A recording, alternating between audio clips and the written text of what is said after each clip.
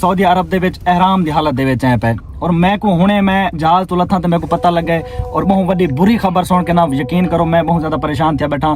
मेरी अम्मी मेरी वाइफ उमैर ये मेरे पीछे बैठन थे और मैं तुमको दसाना चाहना कि मेरे अब्बू को घरों अगवा कर दिता गया। ठीक है, ये कोई मजाक को नहीं, कोई प्रैंक को नहीं, कोई शुगल को नहीं। मैं एहराम दी हालत बैठा था, कूड़ कोने मरंदा बैठा तो मतलब तुसा को मजाक समझो। कोई इस टाइम एयरपोर्ट दे उत्ते मौजूद है, देखो सामने सारा एयरपोर्ट दा एरिया है पिया। ठीक है, ये दिलावर भैया दोस्त ने मेरे तो इन्होंने मेरे को दसाया कि शहजाद भाई इवें हाल है उधर। मेरे को सारा शहजाद भाई जिस टाइम तुम दुबई वाले जहाज बैठे हो ना जी हाँ पिछू कार्रवाई हुई, 4 लोग हैं उन्होंने अपना चेहरा छुपाया हुआ है। ठीक है, ठीक है, चेहरा छुपा के वो तुम्हारी जी बहर वाली कोठी है ना, ठीक है, उस कोठी उत्ते मुलाजिम बैठे हैं ते अबू जी बैठे हैं।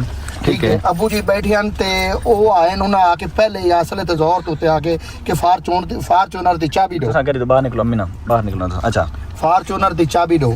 फार्चूनर जो ना चाबी मंगी, अबू आके चाबी को नहीं वालू ना मंगी है कि वैगनार दी जड़ी गड्डी है पई ओदी चाबी दो। ठीक है, उन्हां दी चाबी उन्हां नहीं दी।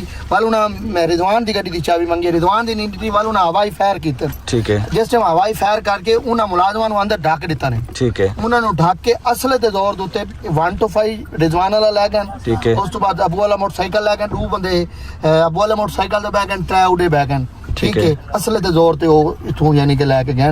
ये उस टाइम दा वाकया जिस टाइम तो जहाज दे दुबई तो बैठे हैं ना सऊदी अरब आवन दी तरफ, ये उस टाइम दा वाकया है वे ते मेरी आला अफसरान इदारे दे कोल गुजारिश है कि मैं एहराम दी हालत च बैठा था, मैं हाले तक उमरा नहीं कीता और मैं जेले खबर सुनी है तो मेरी हालत जेड़न तो आप समझदार वे बाशोरी हर बंदा वालदैन वाला है पिया। अगर तुसा उमरे ते आओ या घरों बाहर निकलो तो आपको पता लगे कि तुम्हारे वाले साहब को कोई असले दे जोर ते अगवा कर गए तो तुसा अंदाजा करो उन्दे ते क्या बीतसी। ठीक है, अल्लाह दी कसम खा के बैठा बस मेरे हिम्मत की मैं जुटा के मैं अल्फाज अदा करने बैठा मैं, लेकिन मेरी थोड़े को हाथ जोड़ के गुजारिश है आला अफसरान दे कोलों कि मेरे वाले साहब मैं उन्होंने को अगवा कर दिता गया और मैं इस टाइम पाकिस्तान में मौजूद को तो प्लीज प्लीज प्लीज इन जल्द एक्शन किया वजे और मेरे वाले साहब को बाजियाब कराया वजे। प्लीज थोड़े को हाथ जोड़ के मिन्नत है पई।